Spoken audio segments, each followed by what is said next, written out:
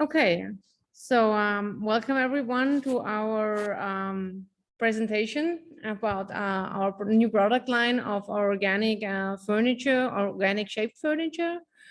I will just shortly give you an overview over this event. I will make a short introduction about my company and then about Alex's amazing products, and I will then hand over to Alex, who will give shortly an introduction of how he designed these products, and we will then go in a Q&A and a live discussion about supply chain, organic furniture shapes, and all these interesting topics. And at the end, we will open a Q&A for everyone. So welcome again. I'm from Materi Concepts. We are a creative and technological company and a resource for home of the future by harnessing the convergence of design and technology. What does this mean? Unlike other home companies, Materi integrates customization and technology to design. So we have our emphasis on new ways of manufacturing 3D printed furniture and also other products, and for supply chain disruption. And combined with a focus on sustainable materials. So the materials we have used for our products are all biodegradable and have no mineral oil source. So usually 3D printer use plastics which are made of mineral oil or just the first source, but ours are recycled plastics or plastics which has a composite inside and are made of different kind of biodegradable compounds. We are proud to present our first product line, which is designed by Alex Kimber, which represents a design of organic shaped furniture set, which is a chair, a coffee table, and a stool. And we wanted to make it really new in kind of the forms which Alex has used, and also of the manufacturing process. So every of these pieces is 3D printed, and also it's it's a short run, so it's customizable and it's printed on demand. I will now show you a short introduction in what I'm talking about actually. So these are the products. So this is the stool, the coffee table,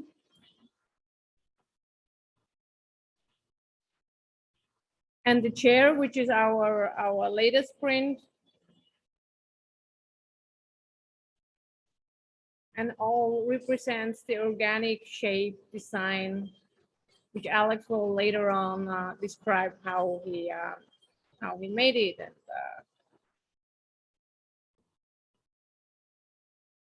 so I will now hand over to Alex, and let's keep, the floor is yours. Excellent. Thank you so much.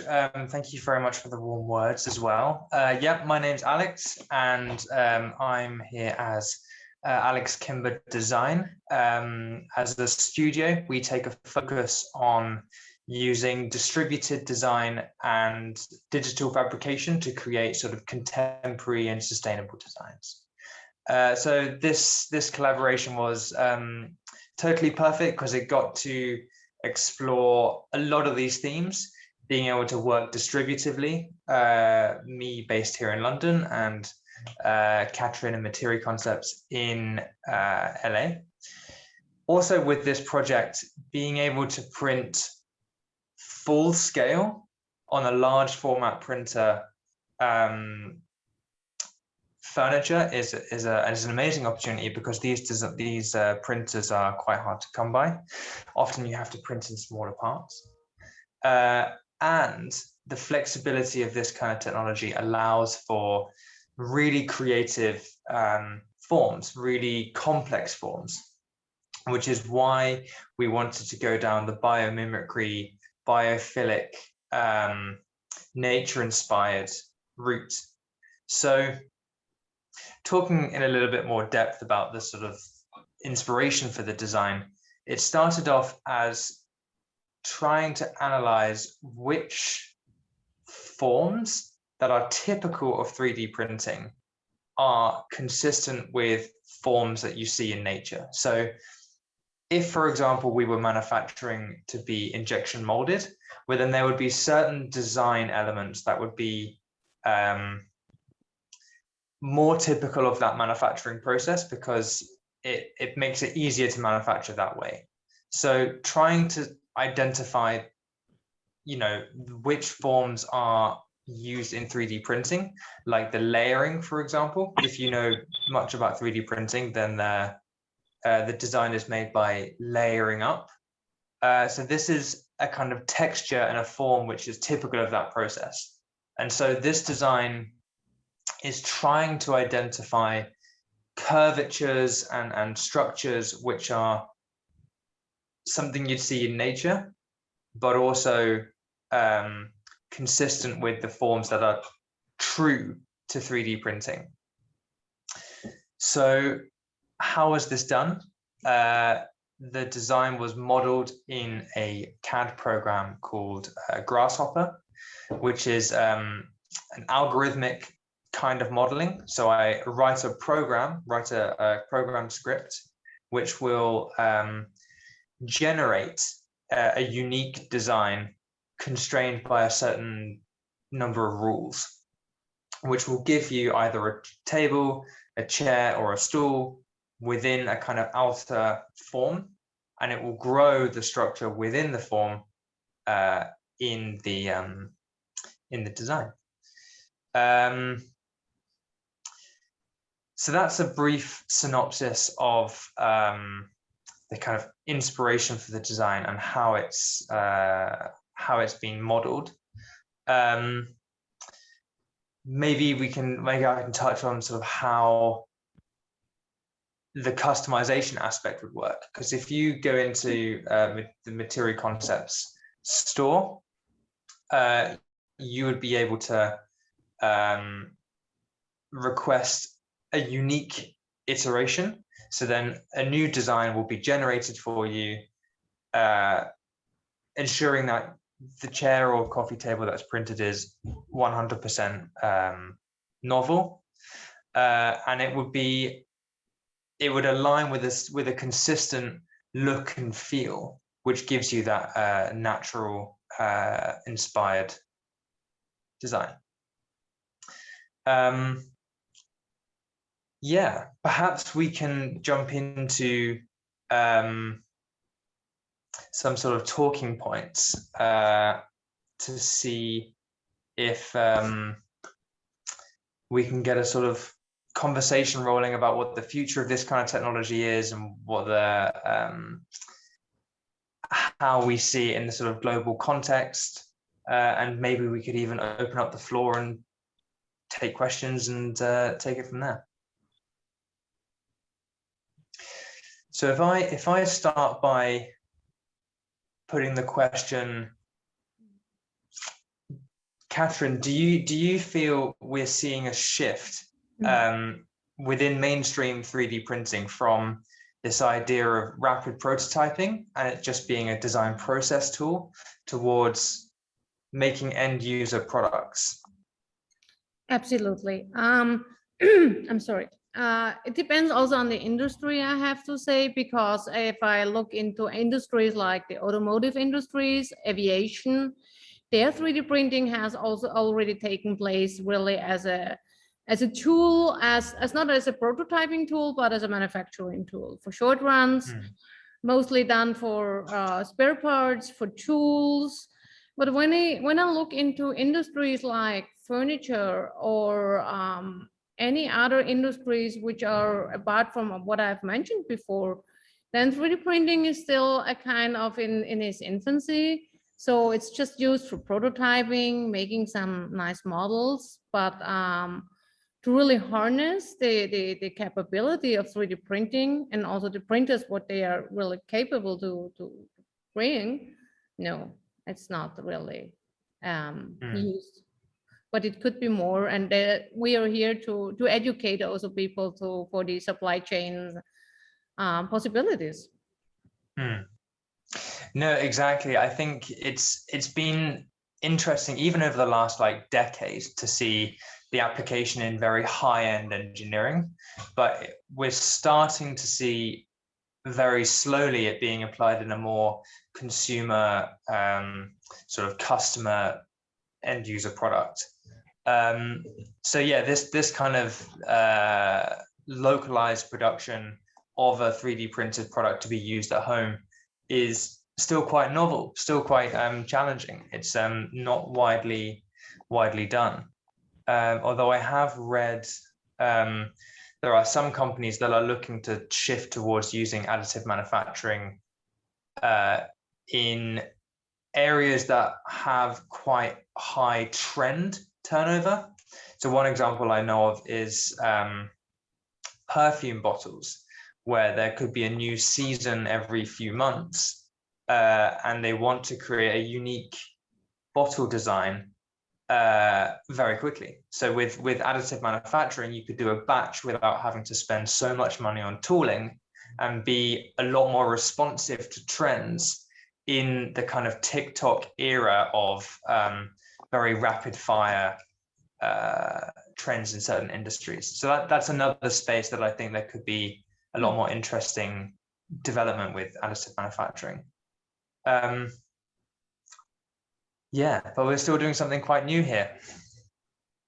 Absolutely. I just wanted to mention that for our audience, as more people are here and now coming into the room, if you want to just share your views or your thoughts, just unmute, and we are happy to take any of your ideas, questions. Just want to mention that. Absolutely, yeah. I think this is a sort of open forum just to kind of share with the world what we've been doing, and yeah, just put the ideas out there. Perhaps then we can, just talking about 3D printing, what's also interesting about what we're doing, I think, is not just that we're sending these designs to be manufactured at a print farm and then shipped over, but the localized aspect. So you have the large format printer in your store, and I'm sending over digital files. So we're working in a distributive process, but we're also modeling a process which is going to disrupt supply chains. You know, there's no longer do we depend on having to ship over plastic and products from China that have been, you know, mass produced, but we can start to work on models that are more batch and bespoke production in a localized way using digital connectivity. How do you feel this is going to impact on the sort of reliability of supply chains and so on? Oh, this will have a huge impact, because we see it here, especially a couple of years ago when I was in Silicon Valley, in San Francisco. Autodesk was just starting with production of fashion items like shoes, trainers. So they made the bottom, the sole with 3D printed, and this was novel. So nowadays here in Los Angeles, Under Armour, which is a very famous brand here, is producing it 3D printed. So you can have your own color, your own whatever you want to, or also your design, not your design, but they have a certain designs which you can choose. But still, it's a short run production, and this will make a huge difference also on resources, because before we have to ship it with container ships across our planet, we just send files through the internet and produce it locally, and this makes a huge impact, in my view. Yeah, definitely. I'm not too sure if Roy was trying to raise a question. I can see that a microphone was unmuted. Can you hear me, Alex? Yes, I can. Welcome. Yeah, you've sent me the invite this afternoon after I sent you the email, so that was kind of you. No problem. Just a quickie. I'm from the outside looking in because working for an agency, an organization that deals in helping businesses further expand and do international trade. 3D printing has always seemed to be either very, very specialist, high-end, high cost, and slow. How do you change perceptions? Because we're hearing things, supply chain is something that as soon as I heard that word, it sort of clicked straight away for me. It seems like no matter where in the world we are, if China closes down for many businesses stop. They have maybe a week supply or 2 week supply of product X and it disappears. Is that because the potential of opportunity for 3D printing at scale? I mean, I heard what you're talking about regarding, say, perfume bottles, but I see the same thing for any product that requires for want of a better word, a plastic packaging of some form that can be formed in 3D. If I had 1,000 machines, how many a day could they produce? Could they cope with Estee Lauder? Could they cope with a milk company that wants to produce a recyclable, reusable plastic bottle? Are there things like that available, or is we still talking about very small scale, very elite and very high cost? I mean, where's the future, or what can it do and what can't it do? Excellent question, and I think there's 2 points there that I want to comment on, and then if Catherine, if you have something as well. With perceptions about the kind of speed and efficiency of 3D printing, the idea of calling it rapid prototyping is a bit of a joke. It's not that rapid. It takes days to produce something. But I think there's an apple and oranges problem. If you compare 3D printing with injection molding, where it takes seconds to produce one unit, I don't think that's a fair comparison because of the customization aspect. We're not producing here 100,000 identical products. We're producing one unique product. So the comparison point is more one with maybe a more traditional model of craftsmanship, working with a carpenter who might by hand mold a unique form, which we're able to produce using 3D printing in a matter of days, which a sculptor might take weeks and months to produce that complex a form. So I think that's where we can play with the shift in perception, trying to break the comparison between 3D printing to replace injection molding, because it's never going to do that. It's never going to be that efficient. But instead saying 3D printing is the way that we can speed up customizable designs. And in terms of the supply chain and the robustness of it at scale, one example I can think of which was relatively effective was during the lockdown. A lot of fab labs and maker spaces through the open source communities out there were able to produce in quite large quantities face shields that were 3D printed. And this was just done by a lot of amateurs and maker spaces with their own 3D printers. So instead of having a print farm of your own with 1,000 printers, you can source through the internet tens of thousands of printers to be produced locally to where the parts are needed. That's very difficult to manage. We're now getting into sort of community management and network management and so on, which is a very different model to how supply chains are typically managed for, let's say, injection molding, which is why we're breaking new territory here. It's unknown, but I think it's worth pursuing. Yeah, Catherine, how do you feel about Roy's point? Well, I can absolutely agree with you said, Alex. It's a tool for customization, but I would also add it's a tool for short runs.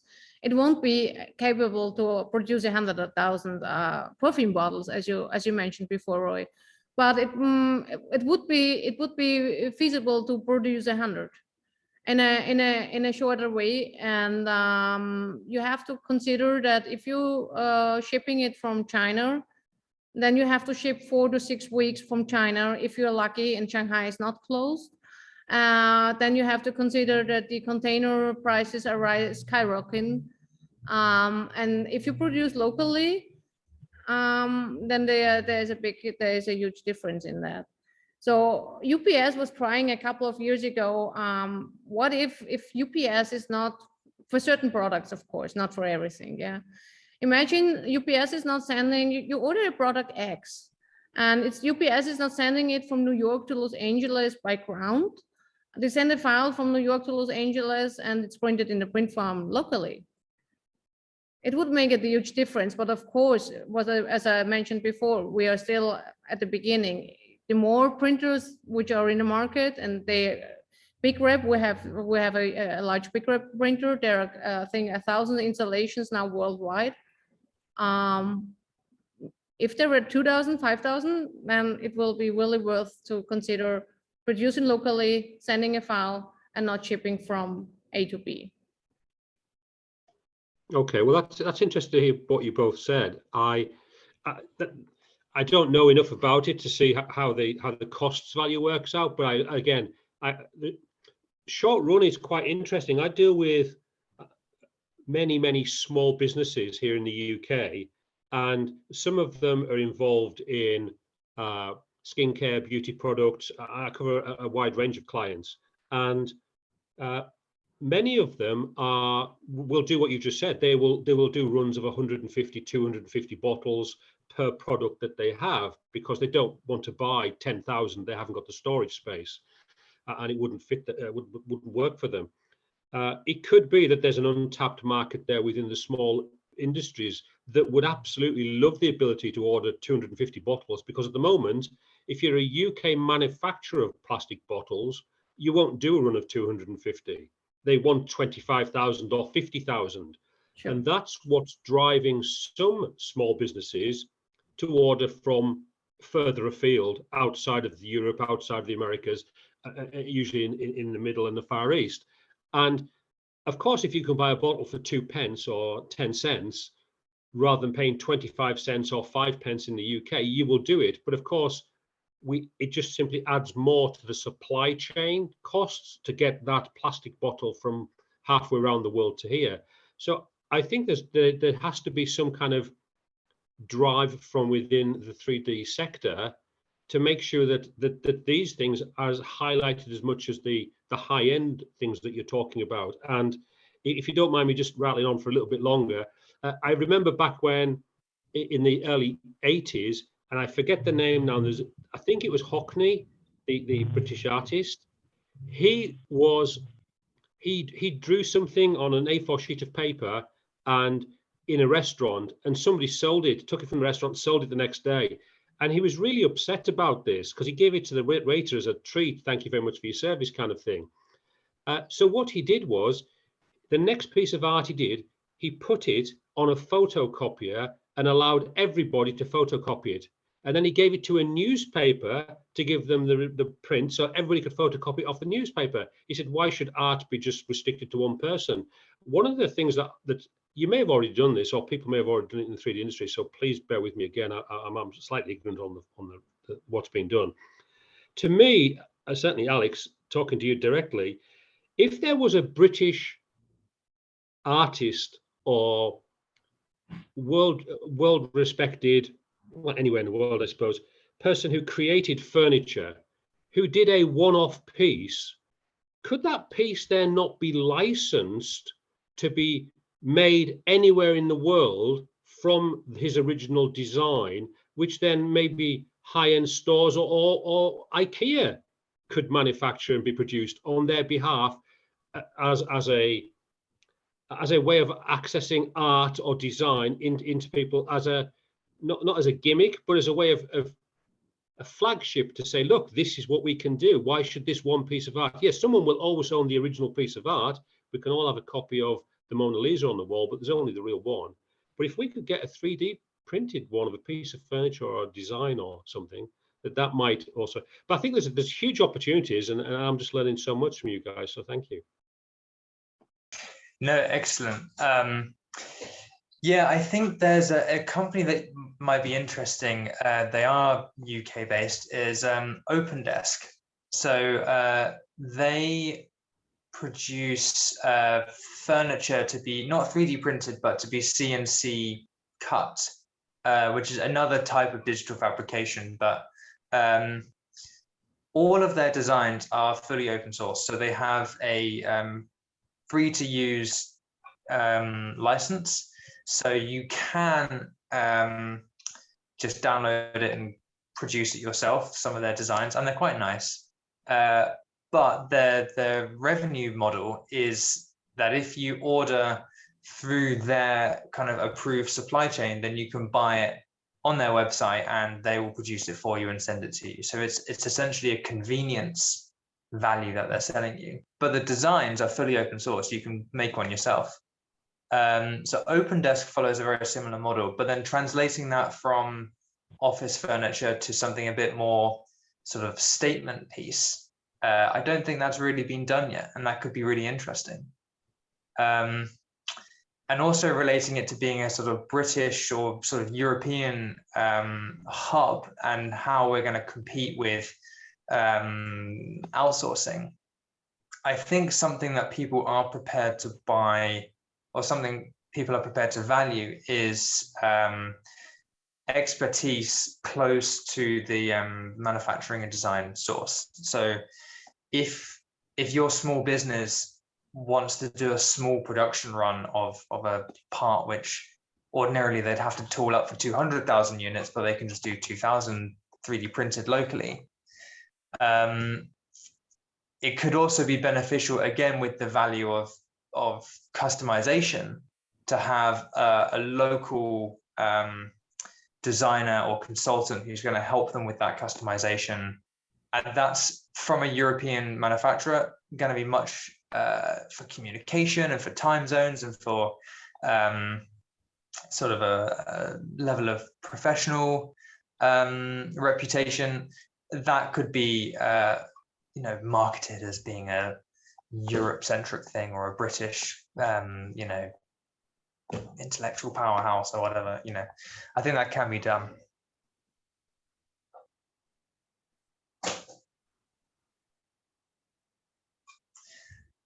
Excellent. Perhaps we could sort of shift away from the 3D printing and technical side of things, and maybe break into the sort of design quality and aesthetic quality, because obviously, Catherine, these products are going towards interiors, maybe commercial spaces like business hubs, or people's front rooms as showpieces and so on. So how do you feel about biophilic design and nature-inspired design in spaces?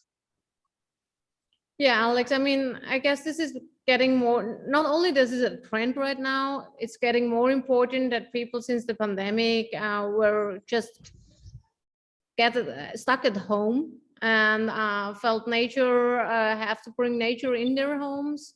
So at the moment, there is a lot of trends going to organic forms, biophilic forms, earthy colors.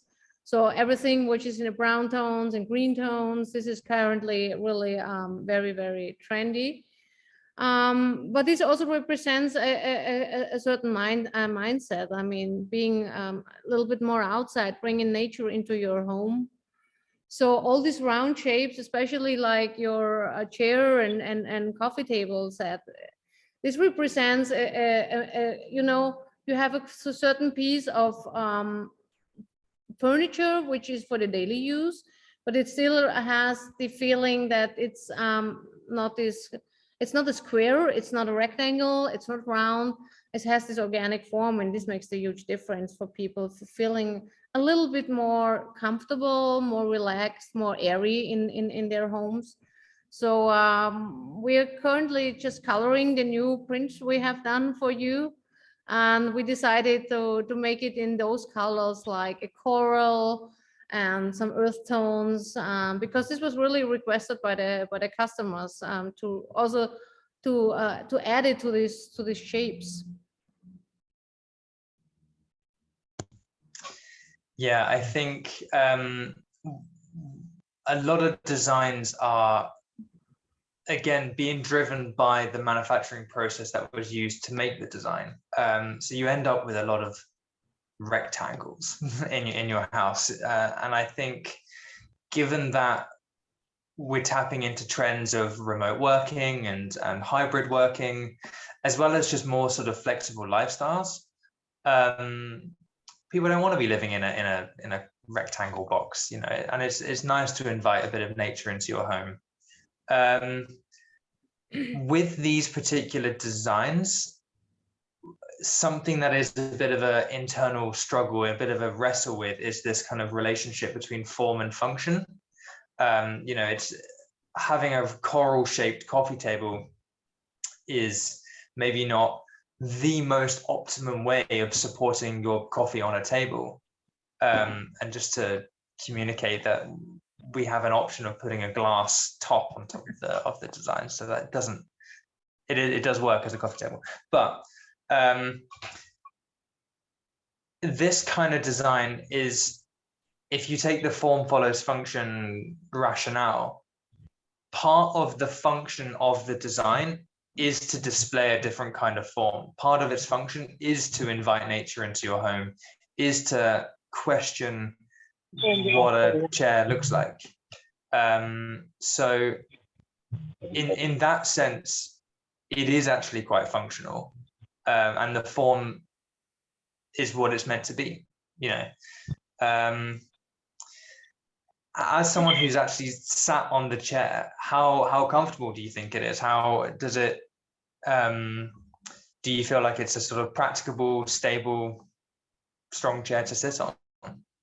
Absolutely. I was amazed. I mean, you know, I mean, for us, this was also the first time to print such kind of forms and organic shaped furniture, but it's absolutely comfortable. The chair as the stool, and the coffee table, you know, even without the glass, you can put your glass, your water glass on.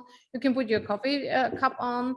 So it's functional. So this is the most important thing for us. And you know, for me, if someone is looking for a low cost, absolutely functional piece, rectangle shape, then he's going to IKEA.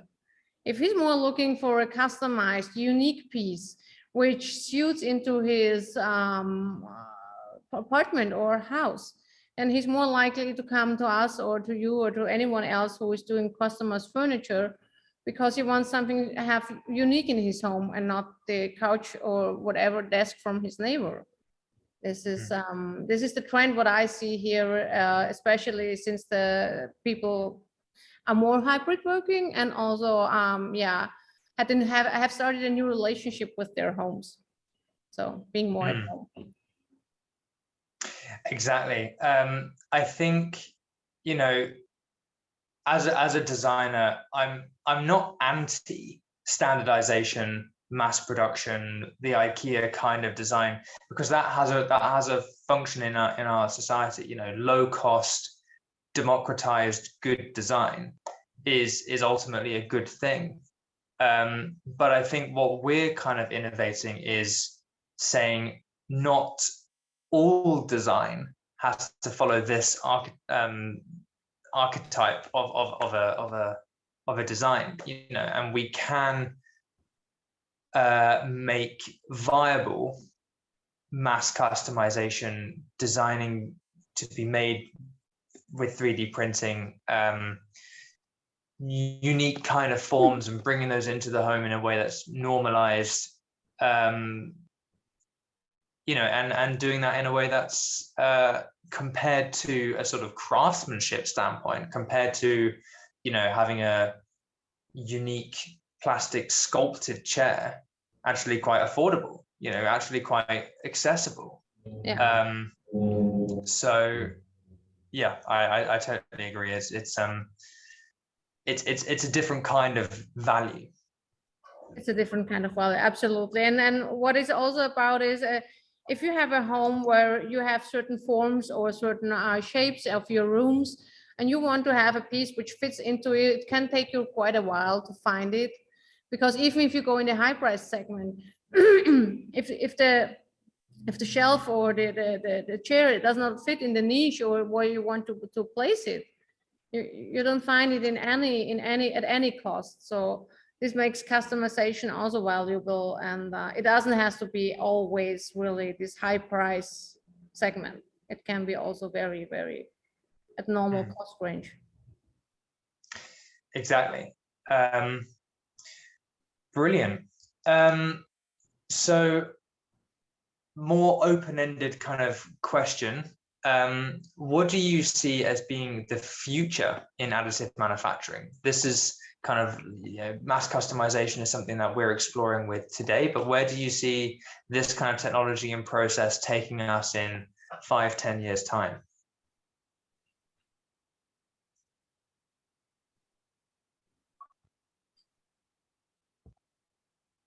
Because I feel that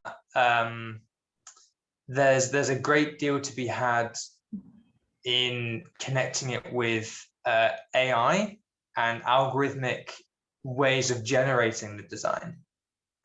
Given that 3D printing is a way of producing designs that are incredibly complex and uses these very organic forms, and we have processes of automating the design itself, so AI generating designs that are ready to be produced immediately, or algorithms that are there to speed up the modeling of CAD designs. Designers are spending less and less time worrying about the detail and worrying about the manufacturability, and are able to then spend more and more time analyzing the problem, analyzing the statement that they want to make, making sure that, is this the right design, rather than how is the design to be executed. And I think 3D printing, coupled with soft technologies like AI, will be really interesting. Yeah, I think so too, because I think that very soon that we will have manufacturing processes where when you get a piece of manufactured, that then a computer will decide, shall we go into the mass production with that, or shall we 3D print it? Because when I remember when I lived in Europe and I started at the commercial printing, and in the early days, I mean, it was also the offset printing machines, and the digital printer was used as, oh, this is a copy machine. But nowadays it can print Pantone colors, and it's used for short runs and very efficient for short runs. So nobody will ask nowadays if digital printed or commercially offset printed. And that this will also be taking place for 3D printing. Will it be mass produced, molded, or will it be short run in a 3D printer? Yeah, it's just providing that option. It's just saying, short run production for end use is on the table, and whether it fits your strategy or not, it's there. We can do this. Yeah. Brilliant. Perhaps we can open it up to anyone if they have any other questions. Feel free to either pop it in the chat or unmute yourself. Does anyone in the room have any other questions? Otherwise, perhaps we can start wrapping up.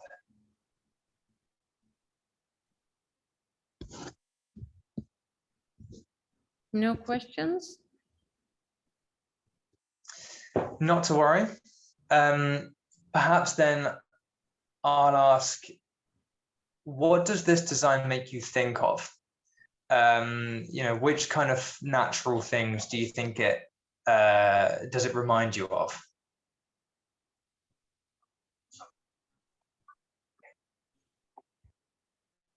Because for me, I see a kind of bone-looking structure. in how it comes out, it looks kind of like a sort of the cross section of a socket, or like a shoulder bone or something. It looks like it has a sort of the structure of a bone.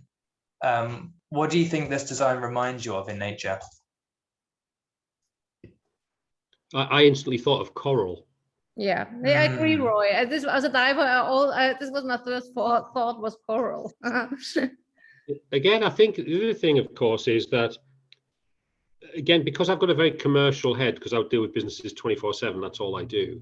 For that design alone, I would say there would be numerous requests from some very high-end luxury resorts around the world that would love to have that kind of thing around the pool areas, around the VIP sections.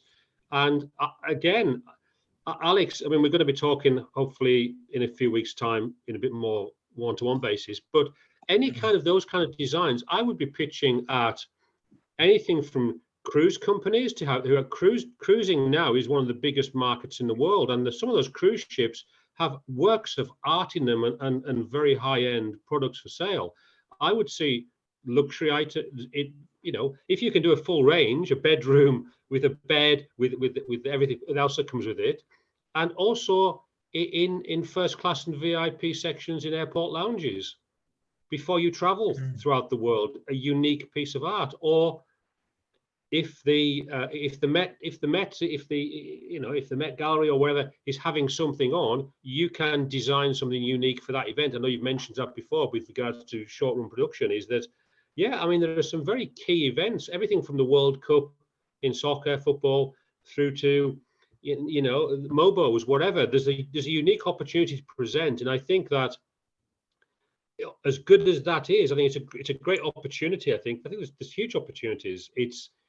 I'm desperate to see where we can go with it big time, because clearly I think there's potential markets everywhere. But yeah, the designs are fabulous, and I think there's I don't know, World Wildlife Fund, something like the Australian government for the coral reef. Isn't there a fund for the coral reef? That kind of thing, where you could maybe get a miniature version of the table for a desk lamp or something like that, as a gift for people who donate more than $1,000 or something. I don't know. I think there's huge marketplace for it, and I'd love to see the day that I can decide to say I won't buy my bed from IKEA, but I'll buy it from Alex instead, because I do like his coral beds. And I think the day we can get it down to that kind of pricing, I think you'd be doing great business. But it looks great to me. It looks great. Oh, brilliant. Thank you so much. Really, really, really warm words. I love the idea of doing events, actually, particularly if the event is kind of brand sensitive and the people hosting the event want to make sure that every touch point, from the flyers to the furniture to the food and everything, aligns with a kind of brand vision. Having the capacity to do short run production of a customizable design that reflects whatever branding is situated at that event, I can definitely see a context for that, and a value which couldn't have been made any other way. Yeah, I love those ideas. Thank you. Absolutely.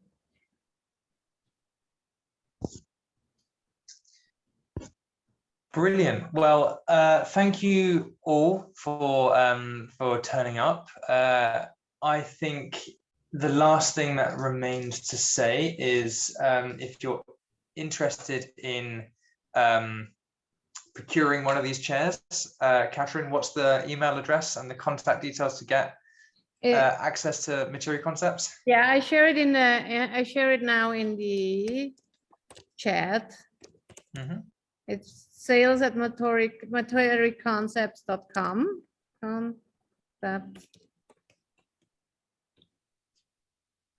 Yeah, whenever you are ready to order, we're ready to print. Brilliant. And I'm here with my studio, Alex Kimber Design. So if you any inquiries for bespoke digital fabrication design, studio@alexkimberdesign.co.uk. Thank you very much, everyone, for donating your precious time and your evenings or mornings if you're in LA. And yeah, any closing thoughts?